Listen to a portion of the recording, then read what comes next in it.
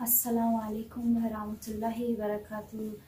دعوتك فوزيا أستاذين سكان جرتني مجموعة جرتني سنجرا نجيني كيا بكم جرتني تسنا أركبوا قويا هركنا كيسما حدا تكون سن كبت يا تنجرا مي كيسما كانت سندورسا مكا سن تايم سنجرا مي دعوتك كينتي مكا كيتي تولي فوزيا قالت السلام عليكم ورحمة الله وبركاته.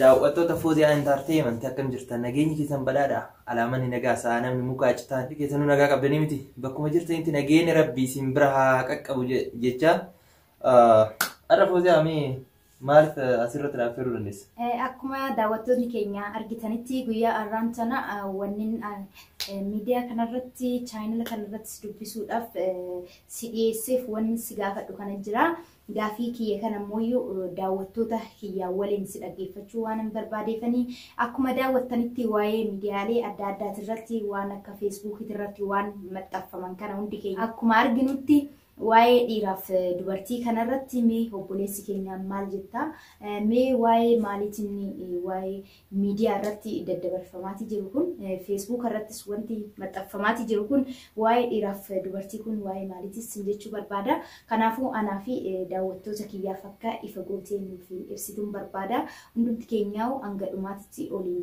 يا داوانو سنجد تولي فوزيا قالت لقاكيتي torbee tokko dabree jira kana qofa sun ta'in jechuudha ji'oota hedduu waggoota hedduu keessa jechuudha waan garaa nama nyaatuu fi waan onni nama madeessu wanni yeroo ammaa kana dhiira fi dubarri illee walirratti raawwataa jiran jechuudha kanaaf dhugaa baay'ee nama gaddisiisa maali yoo jette yeroo ammaa kana jechuudha dubarri takkaa fi dhiirri takka yoggaa wal lolanii jedhan kun zayitii walirra naqaa dhiirris immoo billaa waraana yoo barbaade immoo asiida irratti facaasaa isilleen akkasuma jechuudha dabbaa gaazaa faa namatti bananiitiin nama gubuu jira baay'ee nama gaddisiisa maaliifuu akka biyya keenyatti akka oromootitti immoo safuudha jechuudha wanta akkanaa kun jechuudha kan yeroo ammaa kana argaa jirru kun zabanatu jijjiiramee fi barri barumaan akkuma jijjiiramaa deemu kana ilmi namas jechuudha yaada fi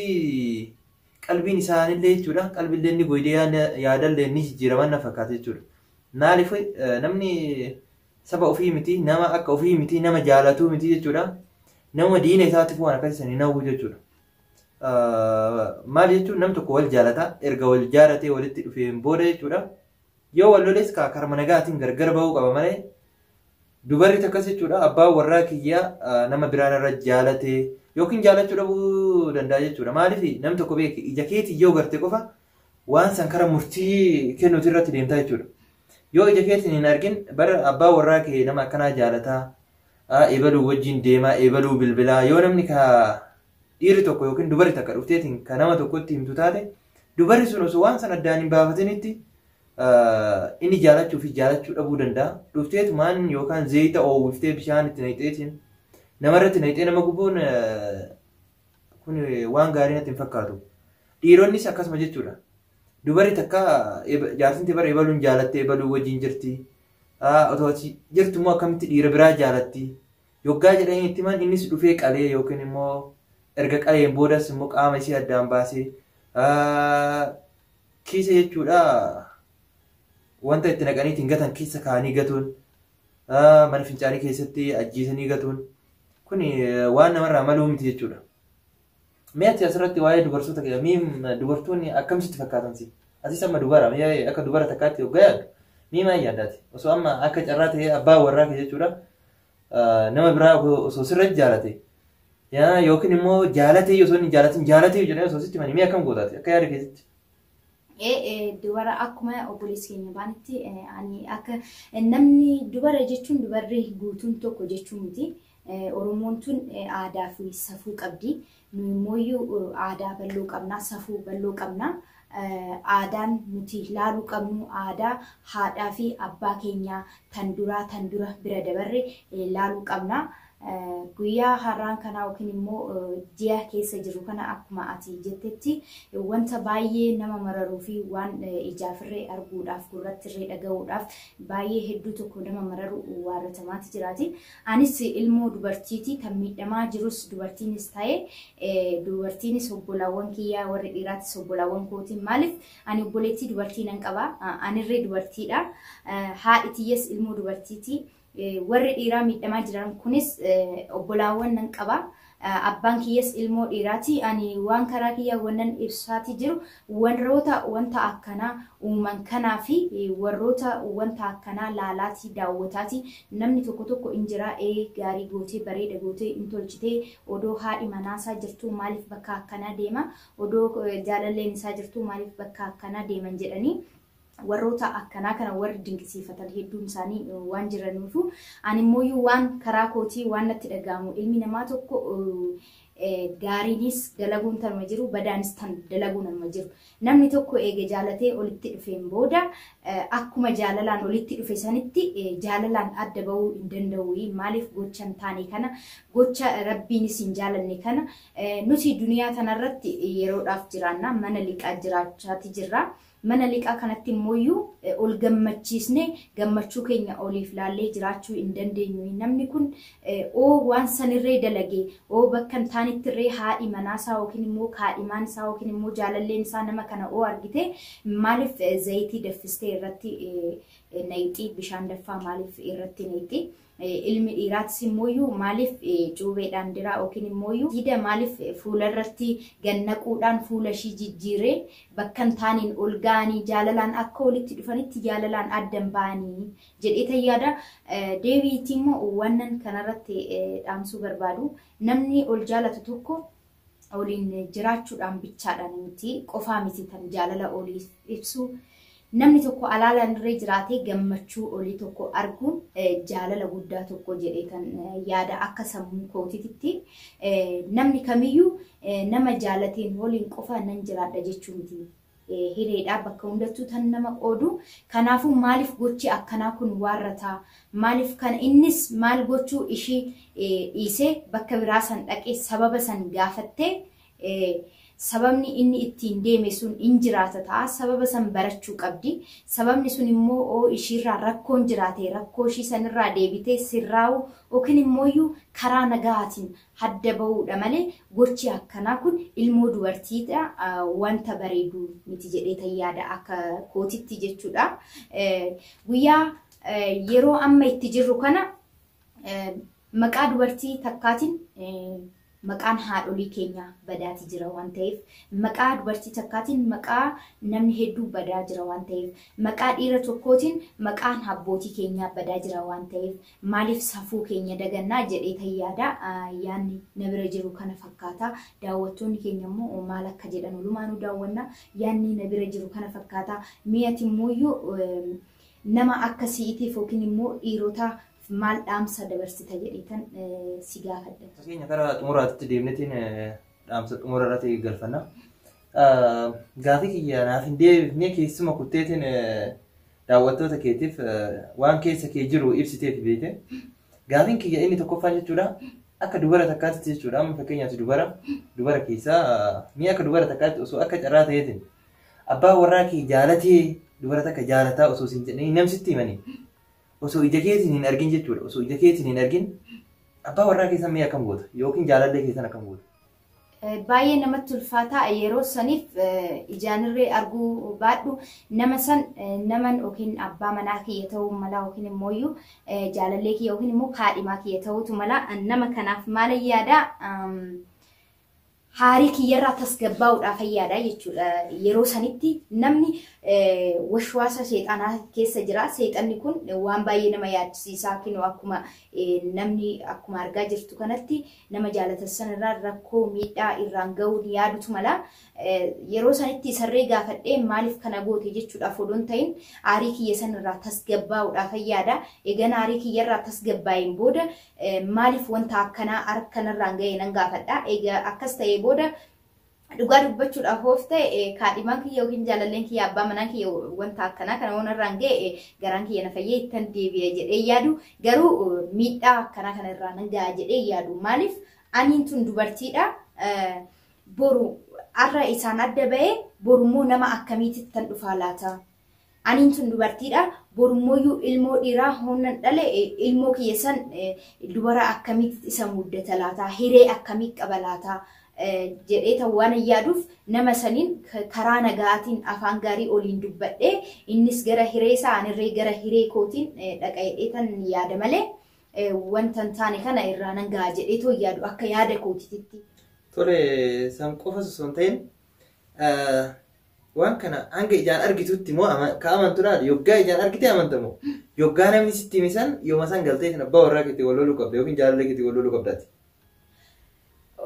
Baay'ee namatti ulfaata yeroo haarasanitti dhugaa dubbachuuf of ta'e kanumaafani aarii kiyyarraa tasgabbaa'uun qaba tanas hin jedhe aarii kiyyarraa sababni nan itti tasgabbaa'uu qabuuf deebiitii ilmi namaa tokko wannan taane dhufanii sitti himan nu lamaan hedduu jaalalli bareedaan tokko jiraate nu lamaan olitti an gabbannu ta'e an olitti gammannoo ta'e nu lamaan adda baasuudhaaf namni waa hedduu dubbata waan ta'eef waan kana ija kiyyaan arguun deemee itti dubbachuun dura irra ga'uu hin qabaa jedhee yaada isa malees immoo nama kana wanta akkanaa maaliif ta'e jedhee gaafachuun kiyya dura maqaa nama kanaa odoo ittiin himin wanna akkanaa dhaga'een ture dhugaadhaa yookiin jedhee gaafachuun qaba nama kana immoo jaalachuun kiyyan dura hamanuun qabaa jechuudha naman oliin jiraadhu kana namni sun dhuguma inni irree na jaalatee anis isa jaaladhu ta'e dhugaa sannatti ma jedhee yaala waan kun isarraa dhuguma naan jedhee akkasumattuu nama san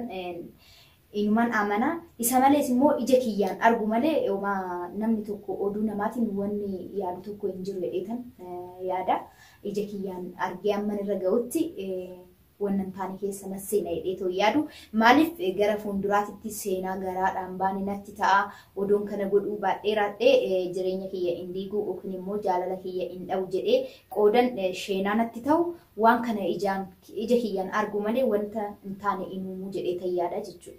Tole gaafin dabalataa moo ammas dubararraa ka qabu jechuudha. Amma fakkeenya jechuudha.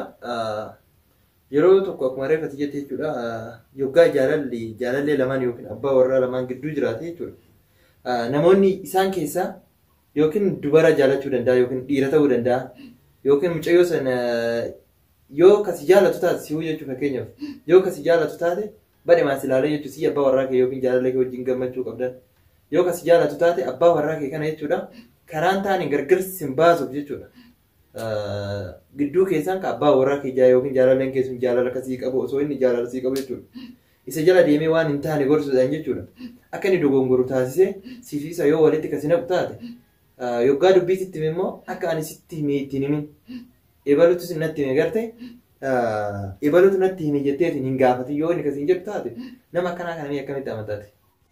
Nama akkanaa kana duraan dursee hamanuu hin qabu maaliif namni tokko dubbii dhugaa ta'e tokko hin himin jechuu hin qabu maaliif dubbiin dhugaa sun baaterree dhugaadha waan kun ba'erree ittiin qaaneffadhu bakka akkanaatti tan si arge jedhee waan ofirraa dubbachuu qabuufu ittiin himinii naan jechuu hin qabu kanaafuu an kanarratti waan barachuu qabu dubbii san hoggaanatti ittiin himin hoggaanaan jedhu kanarraa maaliif namni kun ittiin himin naan jedhee eega dhugaa ta'e maaliifan isan gaafatin naan jedheetoo yaaduun qaba yookiin immoo shakkuun qaba jedhee yaada jechuudha. Kanaafuu ani nama akkanaa kanarraa eriyaa tiyya dubartii ta'uutu mala yookiin immoo an dhiiraa eriyaa abbaa manaa kiyyaa ta'uutu mala nama kanarraa of qusachuu yookiin immoo abbaa manaa kiyyaanirree nama kanarraa of qusadhu jedheeni itti himuun qaba jedhee yaada malee dubbii ittiin himinii jedhu kana fudhachuu hin qabu jedhee yaada akka kootitti jechuudha. Tore gaafii dabalataa akka dubartii hedduutti bakka buuseetti kasi gaafadhaa jiru. Asis gaafii dhiirota gaafachuu dandeessu hedduu na gaafachuu ni dandeessa jedhee abdiin qaba. Gaafiin dabalataa jechuudha dubartoota keessaa kan gaafachuun fedhu.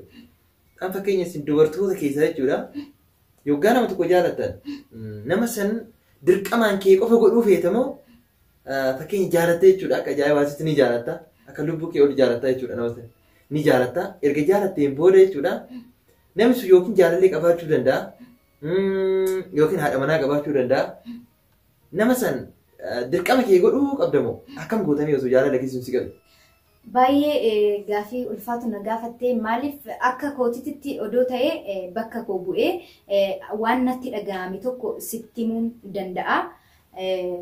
Amalli ilmi namaa kun garaagara beektaa akkuma bifa keenyaatti yaadni keenyarree adda adda ta'a waan ta'eef yaadni ilmi namaa kun baay'eedhaa gara hedduutti hiikamuu danda'a. Kanaafuu yaadni tokko tokko nama san bultiirree yoo qabaate yookiin immoo bultii isaa sanirraa diigee ijoollee waan adda addaarree qabaachuu danda'a. Waan ijoollee isaa yookiin bultii isaa san tayyaadu hin jiru. Maaliif nama jaalatan san kun jaaladhee kun kiyyuma ta'uu qaba. Namni kun anaaf uummate kiyyuma ta'uu qaba jedhee nama yaadutu jira. Inni biraa immoo nama jaalatan san gammachuu isaa gammadaati jireenya inni jiraatu sanitti gadda isaatirree gaddaa gammachuu isaatirree gammadaati namni jiraaturree hin jira jedhee tayyaada. Gara baay'eetti waan hiikamuufu kana caala daawwattoonni keenyarree akkamitti bakka kana guutee dubbachuu dandeeche jedhanii akkanatti haaraniif fedhu. Akka yaada kootitti kinoo hanganuman ibsa. Akkuma bifa keenyaa kana yaadni keenyarree garagaraa. Ani garuu akka waan kootitti akka yaada kootitti namni ani jaaladhu tokko yookiin haadha manaa yookiin jaalallee inni jaalatu tan isa jaalattu oo qabaate jaalallee isaa sanuliin yookiin immoo haadha manaa isaa sanuliin addan baasa jedhee too iyyaadu. Maaliif oo gammadaatii an jiraatu ta'e gammachuu isaa sanitti gammadaatii jiraadhaa jechuudha. Maaliif namni oo rabbi jedhee kiyya godhe kiyya ta'e yaanni kiyyas naa mijaa'ee jedheetuma yaada. Rabbiin immoo bishaaniif midhaan namaa kana tokko hin godhin akkasumatti hundumtuu rabbiirraa jedhee kan yaada. Baay'ee nama ulfaata gaafii keega. Tole gaafii dabalataa ammas yoo hin dadhabin jechuudha. Fakkeenya jechuudha koomentii jalatti yeroo baay'ee kan dubbisu jechuudha. Rakkoo dhiyoo tana mudate jechuudha. Mucayyoon mucaa zayita irratti neetisan. Baga akkana ta'ee baga gubdee baga akkana gootee. Namoota hedduutu dubartoota hedduutu jedheeti waan akkanaa kana koomentii jala barreessa. Mi'a ati gara keetiitti waan akkanaa kun mi'a dubartoota akkasitti baga akkas godhee ka jedhu kana obboleeyyan osoo obboleessa dhiiraa qaban akka obboleessa ofii mana obboleessa ofii san osoo hin galeen baga akkana gootee hanga jedhanii jalatti barreessan san erga inni waan akkanaa badii akkanaa kana sirra raawwate karaa nagaatiin isaan gargar baate isillee haga mana hidhaa seentee achitti mana hidhaa keessatti rakkattee jettu haga ilma ofii badhetti facaaftee ilmoon isii badhee taa'u san osoo karaa nagaatiin gargar baanii innis immoo jireenya isaa jiraate isilleen immoo jireenya mana hidhaa keessa teeteetiin daa'imman ofii yaadaa jiraatu sanirra mana ofii mana biraa ijaarattee yookiin manuma kanaa hin barbaadu inni ijaaradhu jettee ijoollee ofii wajjin teettee filattamu akkuma dubartoonni tokko tokko jedhan sanitti isilleen baga gubdee jettame ati asirratti. Duraan dursee wanta ammanaan jetteef baay'ee tokko gaddee baay'ee tokko natti dhaga'ame akka kootitti bakka kiyya bu'ee waan dubbadhu gochi akkanaa kun baay'ee tokko nama mararaa ani akka kootitti warra akkas jedhe sun baay'ee tokkon itti qaaneffadhe. Maaliif haadholiin keenya hin jiran warri kabajaadhaan jiraatan haadaa akkuma siin jedhetti haadaa qabna safuu qabna warri akkana jedhu kun warra dubartoota harrabsiisu warra haadholii keenya harrabsiisu deebiiti isin dubartoonni isin maaliin jechuun baay'ee qaanii guddaadha. Isin jechuun homaa waa tokko wanna nama qaaneessisiisu tokko ani akka kootitti maaliif gocha akkasiisan warratti nama san yookiin immoo mucaa san wanta akkasiisan irraan geessee maalirraa argatti? Qaama isaa tokko hirruu gochuudhaan ishiin gammachuu maal argatti? Olirraa hortee argataniiru ilmoo irraa argatteerti boru ilmoon tiyyatuun maallaan jetti? Namoonni akka hanaa dubartoonni an ta'an kun maallaan jedhanii jedhee yaaduu qabdi yookiin immoo yaaduu qaban. Boru obbolaawwan kiyyarra hooga'e maaltu natti dhaga'ama? Boru abbaa kiyyarra hooga'e maaltu natti dhaga'ama? Jedhee yaaduun qaba. Namni tokko waliin dhalatee fi miti nuti ilma abbaa tokkoo fi haadha tokkooti oliif yaaduu qabna. Ilmi dhiiraa tokko obboleessa kiyya, ilmoon dubartii takka obboleetti tiyya. Kanaafuu miidhaan irra ga'e sun miidhaa narra ga'e jechuudha. Miidhaa obboleessa kiyyarra ga'e baay'ee tokko nama deessee baay'ee tokko natti dhaga'ame. Kanaafuu warri akkas jedhan sun maaliif akkana jedhanii obboleessa isaaniitirraa yookiin immoo obboleessa ishiitirraan odoo wanti akkanaa kun warrate baga sirraan geesse jedhanii hin dubbatan. Maaliif obboleessa ishiitii garaa tokko keessaa bahanii waan ta'eef baay'ee itti dhaga'ama. Quuqqamni sun madaan isaa sun baay'ee ishiitti dhaga'ama. Baay'ee ishii miidha waan ta'eef waan akkas hin jenneef maaliif inni alagaa waan ta'eef inni ilmoo haadha biraa waan ta'eef baga akkas goote an jedhamu. Wanti akkanaa kun uumaa waan tokko waan barbaachisaadhaa miti. Baay'ee namatti ulfaataa baay'ee nama jibbisiisaa jechuudha. Ani akka tokkottan isa jibbee warroota akkana jedhee yoo jiraate warroonni yaadni akkanaatirree sin keessa jiraatoo ta'e hanga danda'ameen yaada akkanaa kana of keessaa baasaadha sinin jedha. Maaliif nuti ilmoo dubartiitii obbolaawwan hin qabna, abbaa hin qabna, isa malees odoo hin ta'in ilma dhiiraa hin deenya, ilma dhiiraa hin qabna. Obbolaawwan keenyarree oo jaalalli isaanii nutti dhaga'amuu baate dhiirriwwan rakkoo adda addaa nurraan ga'ee keessa keenya nu madeesse ilmoo keenya saniif quuqqabuu qabna. Ilmoo keenya sanirraa dubartiin biraa oo gochan taane warratte itti gammannaa ittiin gammannu. Kanaafuu ilma dhiiraa san akka ilmoo keenyaatitti yookiin immoo akka abbaa keenyaatitti yookiin immoo akka obboleessa keenyaatitti yaadnee bakka san buusnee yaaduu qabna. Gocha akkanaa dinqisiisuu hin qabnu. Gocha akkanaatiif aamilee kennuu hin qabnu jedhee tan yaada ani akka kootitti jechuudha. Tole Fuzii Galatoomi karaa gaaffii dhumaatitti yoo deemu taate isin dubartoonni dhiirota akkamii jaallatan? Fakkeenya dubartoonni tokko warreen dubartoota illee dhiifama naa godhanii atis immoo gaaffii dhiirotaaf qabdu yoo qabaatu taate na gaafattee abdiin qaba. Dubartoonni tokko dhiirota mallaqa qaban jaallatanii, dhiirota makiinaa qaban jaallatanii, akkasuma immoo taanaatu itti dabaltamee akka yaada gatiitti nama akkamitti jaallataati? Ani akka yaada kiyyan ibsaa asirratti duraan dursee waan hanga ammaatitti dubbadhee wanna nama haarsu yoo ta'e dhiifama daawwattoota kiyyarree sirree dhiifama si gaafadha. Maaliif wanta taanetu keessa kiyyatti na dhaga'ame wannan dubbadheerree baay'ee yookiin namni kanarree fedhin hin jira ta'uutu mala. Maaliif akkuma amma gaaffii na gaafattetti dubartoonni baga gootee baga zayitii daffaa irratti naqxee in tolchitee warroonni jedhan akka jiranitti kanarree warri daawwatan maaliif Fooziyaa akkana jettee warri dhiiraa kanatti isaan mala warri jedhan in jiru waan ta'eef warroonni akkanaa kun gocha akkanaatirraa irree yaada akkanaatirraa irree of qusadhaa. Oo yaadni akkanaatirree sin keessa jiraate yaada akkanaa of keessaa balleessaa isin jedha. Oo nan balleesse dhiifama sin gaafadha. Wanni nama dubbachuu qabu yaada nama biraa hin beeku. Akka yaada kootitti duraan dursee namni ani barbaadu namni nani jaaladhu tokko innirree akkanani isa jaaladhutti akkana jaalattuuf fedha. Akkanani isa amanutti akkana amanuuf fedha. Duraan dursee namni nani jaaladhu tokko ana caala isa amanaa jechuudha. Maaliif amma fakkeenyaaf abbaa manaa kiyya tokko yookiin immoo jaalallee kiyya tokko oonan jedhee akkana godhe oonan jedhan in amanu. Maaliif of caala waanan isa amanuuf jechuudha. Wanta akkanaa kana narratti in raawwatu jedhee waanan isa amanuuf jechuudha. Kanaafuu akka yaada kootitti akkan isa jaaladhutti oona jaalate akkan isa kabajutti oona kabaje waanan duraan dursee bultii keenya keessatti yaada ol qooddachuudha. Yaada keenya ol qooddanne yaada kiyya ol kan na dhaga'u ta'e yaada isaa an dhaga'u ta'e baay'ee tokkoon isa kabajaa. Dhiirri nani barbaadu waan hin jedhin an dhaga'u waan inni naan jedherree nan isa dhaga'a. Qabeenyaatti nama nuwani. Maaliif qabeenyaan fixeessa ganamaati. In dhufti in deemti.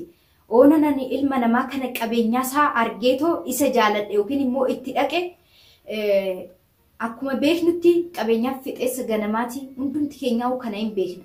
Qabeenyaan in dhufaa in deema. Qabeenya isaa san jedhee hoonan itti dhaqe yeroodhaafan isaan waliin gammadaa, yeroodhaafan isaan waliin bashannana. Fakkeenyaaf warroonni wanta akkanaa kana yaadee itti deemu gammachuun inumaa hin jiru. Maaliif qabeenyaan in dhumaa yeroo qabeenyi sun dhumu yeroon kiyya sun yookiin umrii kiyya guutuutu mala yookiin umrii kiyya gimmaasha ta'uu mala. Kanaafuu baay'ee tokkoon itti gadda waan an dabarsisan itti qabeenya isaa jedhee waan deeme yeroo qabeenyi sun dhumutti jechuudha. Kanaafuu yaa qabaachuu baatu jaalala anaaf haa qabu, kabajaa anaaf haa qabu, warra kiyyaan kabaju, hiriyoota tiyyaan kabaju, hiriyoota tiyya an jaalatu akkanan isaan jaaladhutti akkanan isaan kabajutti anaaf kabaju, beeksisa kiyya aadaa kiyyaan jaalatu, aadaa isaatiin an boonu, aadaa kiyyaan an boonu fedha. Qabeenya rabbitu kenna, jaalalli jiraannaan oliin hojjennee ati dhiiraa ani dubartiidhaa taa'eetan nyaadhaa. Taa'eetan akka dubartii kamiyyuutitti boonee bashannanee diddibadhee ba'aa odoon ta'in oliin hojjennee oliin guddannee nama ol goona. Ammishee ani sarraa an barbaadu jaalala anaaf haa qabaatu, kabaja anaaf haa qabaatu jedhee yaada. Ani qabeenyarraa homaa wanni yaadu tokko hin qabu. Ani dhiira tokkorraa anan fedhu kabaja qofa, jaalala anaaf qabu qofaa jechuudha. Tole Foozii galatoomii rabbi akka ati yaaddee siif haa kennu jecha yeroo gabaabaa keessatti immoo akka anaa fi daawwattoota keetillee abbaa warraa kee akka beeksistu abdiin qaba. Asumaan warri Foozii entertainment jala jirtan yoo rabbi jedhee jechuudha abbaa warraa akka isin jettu kana rabbi siif haa kennu jecha akka abbaa warraa isii immoo ji'oota muraasa keessa akka isin fiddee anaaf isinillee wajjin agarru jedha. Kanumaan Foozii tole yoo gaafii dhiirota irraa qabaatte na gaafachuu dandeessa? Gaafii dhiirota irraa nan qabaa, sirriitti nan qabaa. Akkuman isaan dursee kan si gaafadhu akkuman jedhettu namni tokko yaada nama biraatirree qabaachuu baatu akka yaada keetiitti buuteetti bakka nama guututu buutee naaf ibsitaa jechuudha. Gaafiin warra dhiiraatirraa qabu akkumaati jettetti duraan dursee ilmi dhiiraa tokko dubartii bultii qabdu yookiin immoo dubartii jaalallee qabdu jaalachuutu mala. Maaliif dubartii tana isa dhiisitoon na bira koottu akka ani siif ta'u naaf ta'ii san dhiisii anatu siif jira oo si giddisiisirree oo si dirqisiisirree anatu humna kiyyaan ofirraa deebisaa jedhanii dhiironni hedduun warri akkanatti yaadan hin jiranii. Maaliif akkatti yaadanii jedheetan gaafadha. Mee yaada kana keessa akka naaf ibsituun fedhaan. Gaafiin kee jechuudha akka daawwattoota keenyallee akka galutti dhiironni tokko tokko dubartoota abbaa manaa osoo isaan qaban itti bilbilanii jechuudha telefoonaan haasofsiisanii akka immoo abbaa manaa isaanii san dhiiftee yookiin guyyaa boqonnaa isii akka dhiirota san biratti buutu erga gaafataniin booda yoo isiin immoo akkamitti si biratti bu'aan abbaa warraa qabaa bara akkanaa ofiisii jaaladhaa dubartoota jedhutu jira. San biratti immoo isaan immoo uummata kan sodaatan erga na jaalattee jetteeti anis humna qaba, anis dhiira, innis dhiira rakkoota kan qabu, anis humnaan ofirraa deebisa waan ta'eef kootu na biratti bu'i warreen jedhan jechuu feeteti. Ayee kun asumarratti jechuudha dhiironni akkasii ni jiranii. Dhiironni akkasii jechuun dhiirota akkamitti beektaa? Dhiirota osoo haadha manaa isaaniillee osoo qaban osoo hin qabnes warra jirutu jira. Suni jechuun nama kaayyoo isaanii irraanfatan jechuudha. Maaliif tokkoffaa jechuudha namni tokko erga jaalate jaalala jechuun beeki kennaa rabbiiti. Isa ganamaa jechuudha. Namni aadaa ofii beeku, namni safuu ofii beeku waan akkasii hin raawwatu jechuudha. Namni fedhee yoo dandeettii fedhe qabaate yoo humna fedhe qabaate waan akkasiisan karaa rabbiitii fi karaa namaattis jaalatamaa miti jechuudha. Amma yeroo baay'ee jechuudha wanummaa waan akkanaa kana fidu akka dubartiin takka akka duutu kataasisu dhiirrillee akka zayitiitti naqamu fi akka gubatu kataasaa jiru waan akkanaa kana jechuudha. Osoo dubbii kaanneen osoo hin ta'in itti jechuudha. Maaliif wanni akkanaa kun jechuudha dubartoonni jechuudha fakkeenya ji'atti bu'aa jettee torbee lama lamaan bu'aa dhiira biraa birattis dhiira jaarsa ofiittis dhiira kaan birattis bu'anis ni jiranii jechuudha. Warreen akkanaa kun waan akkanaa waan safuura waan rabbiin jaalannis karaa safuuttis jechuudha waan hin taane kanarraa osoo of qusatanii dhiironni akkasii kunneenis jechuudha osoo waan akkasii irraa of qusatanii baay'ee barbaachisaadha. Kun immoo dhiirota hundaa miti. Dubartootas yoo jennu immoo dubartoota hundaa miti jechuudha. Maaliif dubartoota jechuudha kabajaadhaan abbaa warraa isii jaalattee mana ofii kabajjee bultiidhaan jiraattu hedduutu jira jechuudha. Harka 100 keessa guddate parsantii 2-3 jechuudha. Dhiirota keessallee akkasuma jechuudha. Warri bultii isaanii kabaju, warri haadha manaa isaa kabaju. Yoggaala haadha manaa isaatitti hanga galuufu itti muddamutu jira jechuudha. Dubartoota keessallee akkasuma hanga abbaa manaa isaatii fi manuma isii saniitu hanga galtutti muddamtutu jira. Takaayyoo qabdu jechuudha. Rabbiin ganama eebbise. Kanaaf karreen dhiiratillee wanniin akkasii sun ni jira. Harka 100 keessaa harka muraasa jechuudha. Dhiironni akkasillee rabbii yoo jedhee karaa nagaatirratti akka deebi'an abdiin qaba. akkasuma obboleeyyan ta'inna warreen dubartoota illee osoo karaa sana irratti deebi'anii. Dhiironni keenya illee humnaan yookiin xuuncaa yookiin humna qaba jedhanii osoo yaaduu baatanii sammuudhaan wal caarani.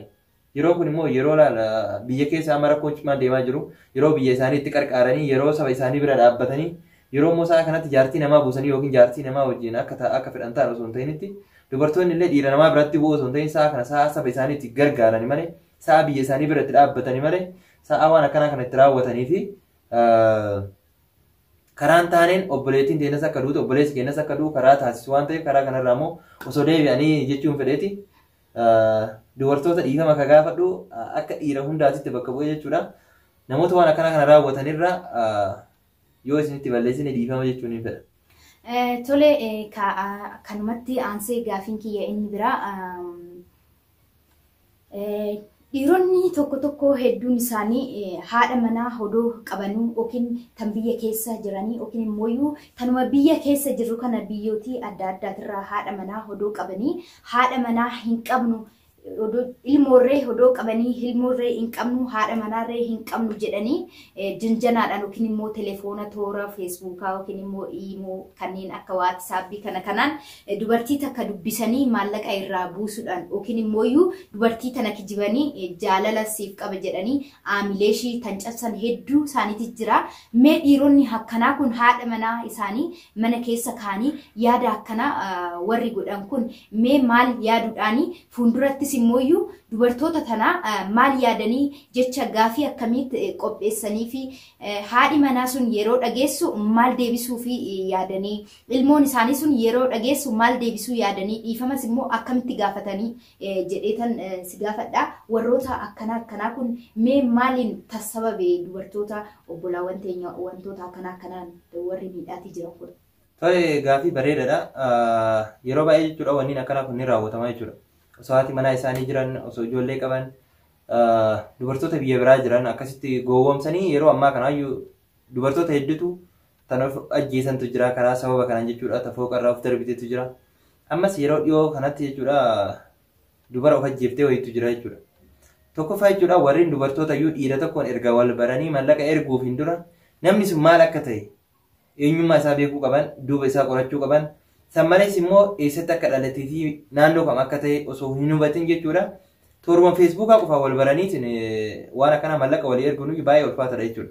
Fakkeenya jechuudha karaa gabaabaan namni tokko yoo fira isaa taate yookiin nama itti dhiyaatu tokko taateeti yoo waan san beekee mallaqa qarqaarsa yookiin rakkoo isaaniitiif rakkoo walitti dhufeenyatiif yoo ka godheef taate rakkoon qabu jechuudha. Kun maaliif qarqaarsa jechuudha. Saniin alatti jechuudha jaalattee nam tokko osoo waan isaan beekin akkaawuntii isaa keessatti erguudhaan mana itti ijaartee gaafa kaanii gaafa siin gabbuute jettummoo inni kun maatii qabaa ijoollee lamaa sadii qabaa jaartii qabaa gaaf kana hoo isin akkam taate uf ajjeeftee jechuudha yookiin immoo deebiteetiin ammas biyya biraa deemteetiin karaa dalagaa deemtee jechuudha. Dubartoonni keenyas osoo waan akkana kanarraa of qusatanii baay'ee natti tura. Dhiironni keenyas jechuudha akkuma obboleettii tama irraa dubara biraatirraa nyaatu kana osoo obboleettiin isaa hoo bakka akkasiisan buute obboleettii isaa taate hoo namni biraa osoo obboleettii isaatirraa nyaate hoo maaltu itti dhagamaan takkas gidduu kanatti jiraachuu qaba jechuudha. Kanaaf kan manatti fakkaata. Yaada bareedaadha deebii kiyya gaariidhaan naaf deebiste inni biraa oo hin dadhabin daawwattoonni keenyarree oo hin dadhabin oo itti hin dheeratin gaafii biraatan qaba. Gaafiin kiyya inni biraa maal sitti fakkaate warri dhiiraa hedduun isaanii yookiin immoo dubartii takka hoo jaalatan Sooraa yookiin immoo waan adda addaa nuuf warroonni jedhanii jira. Sooraan kun immoo sooraan isaan ergisiisan qaama qullaa ergisiisanii wantoolii duraan Facebook irraan gadhiisanii obbolaawwan keenya dubartoota hedduun isaanii kan lubbuu isaanii dabarseetu jira. Mee warroota akkamiiti obboleettii hodoo qabanii wanta akkanaa kana tanuuman mee akka keetititti mee warra dhiiraatiin maal dhaamsa dabarsitaa warra wanna akkanaa uuman kanaaf sooraan jaalala namaaf ibsaa'ee sooraan akkanaa kun mee kayitoon naaf ergi jedhanii yaada arraba isaan dubbatus eessaa fidanii maaliif gocha akkana siitis warratanii mee gaafii kanaaf waan gabaabduu ishee yaada akkanaaf ibsituun barbaada.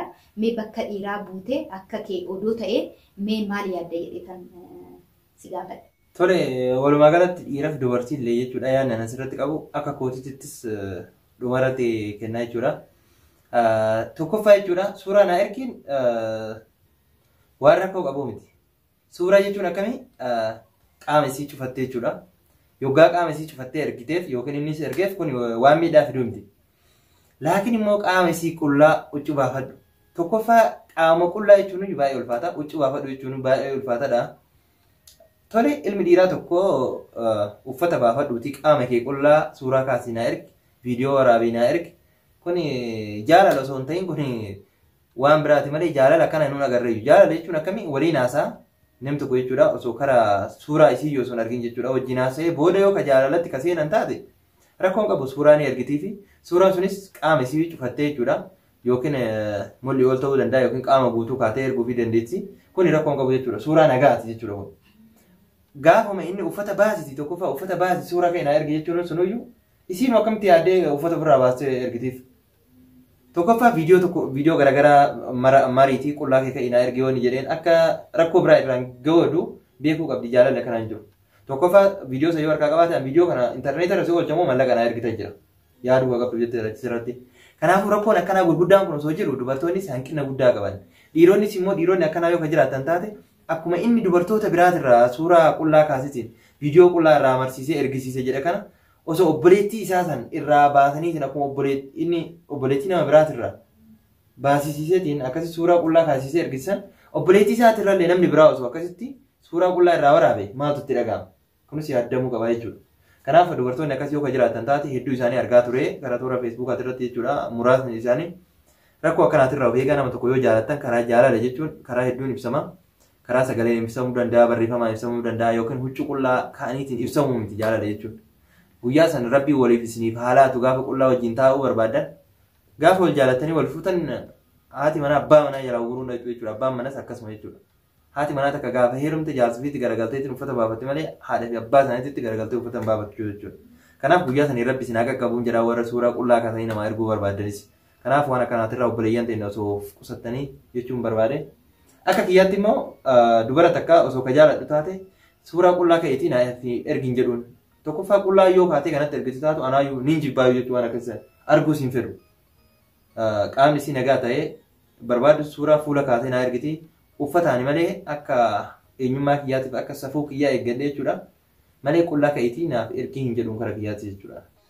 Tolee baay'ee bareedaadha. Gaafiin kiyya inni biraa maal sitti fakkaate dhiironni hedduun isaanii dubartii takka yookiin qabeenyaa ishii ilaaluudhaan yookiin immoo bareedumsa ishii ilaaluudhaan deemanii kana biratti dubartiin biraa jaalalaan oliin turanii dubartiin bareedduu yookiin qabeenyaa an qabdu sun itti dhufte maaliif dubartii san dhiisanii gara biraa san deemanii warri dhiiraa hedduun isaanii akkana godhanii mee yaada kanarratti atirree dhiiraa maal ibsita odoo si taate jaalalleen ta'e yookiin haadha manaa ta'e fokkattuu taate namni sitti dubartii sitti dhuftu sun bareedduu yookiin immoo qabeenyaa an qabdu dubartii fooqii qabdu yookiin immoo an qabeenyaa qabdu sitti dhufte mee maal jettaa odoo sirree ishiirraa jaalalli si qabee wannan taane keessa manaa teessaniif yookiin immoo jaalallee teessanii maal jetta?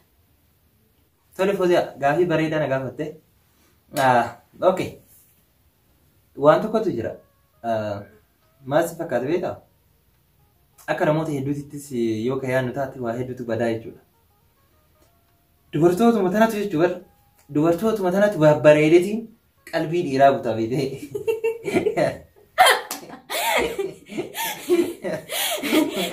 Daawwattoota keenya jecha isaa kanatti hanga ammaatitti tan nama gaddisiisus tan nama kofalchiisus daawwachaati jirra.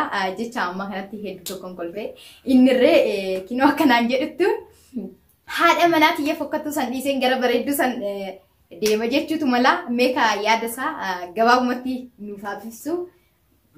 Tole akkas jechuu kooti miti. Tokkoffaa beeki dhiirotuma tana jechuudha. Dhiiroma kanaa fi yookiin dubara tana jechuudha. Rakkoommaan abbaan manaa isii tokko karaa dubara biraa akka deemu taasisu maali? Lammaffaa immoo haati manaa sun yoo maal akka eeggattu abbaa manaa isii kana jechuudha. Akka inni karaa ala jirraan baane ka taasisu kun gaafa hunduu dubartoota bira jira. Fakkeenya jechuudha. Haati manaa takka jechuudha. Dhiirri tokko wanti ala isa oofu yookiin dubara biraa isa laachisu rakkoo biraa miti.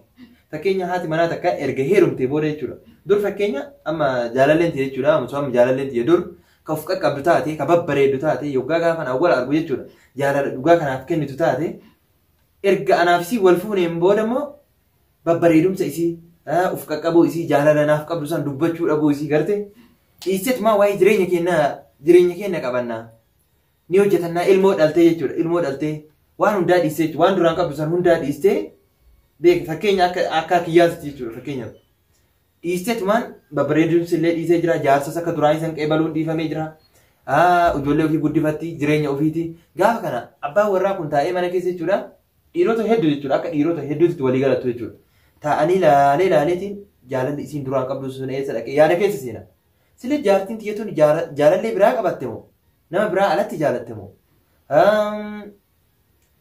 anumaa kanaayyuu akkam na goote jedheetiin yaada sammuu isaatti beeki ni yaada akkasumas osoo yaadu gaafa kaanii yoo haala gabbayee jedhu babbareeddee deemtu arga mana keessaa isiin akka duraan isan hin qeebaltu jaalala kennituu fi waa'ee jireenyaa malee ni guddannaa malee isii waa'ee kanaatu dagattee jirti maaliif dagattee duraan kaayyoon isii erga heerumtee booda erga heerumtee jaarsa argattee jirtu wanni isiin barbaaddu hin jiru jechuudha wanni isiin barbaaddu amma booda ilma dhaluu fi jireenya ofii san fooyyeffachuu yookiin nama baratu yoo taate barachuu waan garagaraati kun amma jireenya isaanii fooyyeffachuu irra jiran jechuudha yoo akka jaalala jechuun immoo erga wal fuudhanii nam tokko akkuma duraanii tokkotti wajjin jiraachuu qaba gaaf duraa yoo ka bareeddu taate jaarsa isiitiin waan gaarii yoo ka gootu fi taate yeroo kamuu jaarsisiisan jechuun waan duraan barsiisan gaafa wal baraniinsa godhuufii qabdi jechuudha jaalala waan ta'eef kanaaf gaafa kana hoo jaarsisii kun jechuudha jireenya san akka jaalalli haadha manaa isaa san haga itti galuuf muddama malee dubara biraa yookiin ala gabbayee waan biraan laalu jechuudha kanaaf dhiirota hedduu isaanii rakkoon isaan irra mudateetiin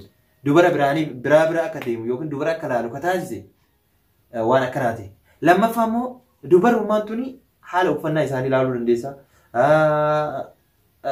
waan aadaa fi safuu keessa hin jirre garte keessaa utaalanii jechuudha uffannaa garagaraa uffatanii deeman idduma kanaa waan tokko tokko jechuudha dhiironni hedduu laaluu ni danda'u waan kana beekte jireenya isaanii ka jaalatan sanis waan hin taane jecha waan hin taane ijji isaanii waan hin taane harkisuudhaan kara kaan immoo sheexaanis garas harkisuudhaan kara kanatti deeman jireenya isaanii akka diigan ka taasisu waan akkanaati lammaffaa immoo warreen dubartiis illee akkasuma jechuudha fakkeenya abbaa manaa isii gaafa walitti eedaaman akkuma dubaraa san jechuudha yoo of qaqqabu yoo ka of tottolchu taate jaalala isiidhaaf qabu jechuudha yoo ka duraan tarsiisu taate yoo guyyaa keessa jechuudha jireenya erga eegalaniin booda isillee haadha manaa kiyyaa eessa na jalaa dhaqa anis eessa jalaa dhaqa jedheetiin kara jireenya isaa fooyyeffachuutti yaadutti yoo ka godhu taate jechuudha dubarris akkasuma waan dhiirarraa barbaaddu san yoo xiqqishe irraa hidhate jechuudha mana ofii kana gadhiisetiin kara alaa baatii jechuudha gurra isii ala kaa'atti jechuudha kanaaf asirratti walumaa galatti jechuudha dhiiraaf dubartillee yaanni kuni ni hubachiisa jechuudha maaliif dhiira tokko dubara takkaa fi jaalallee lamaan tokko gaafa awwala walitti dhufan san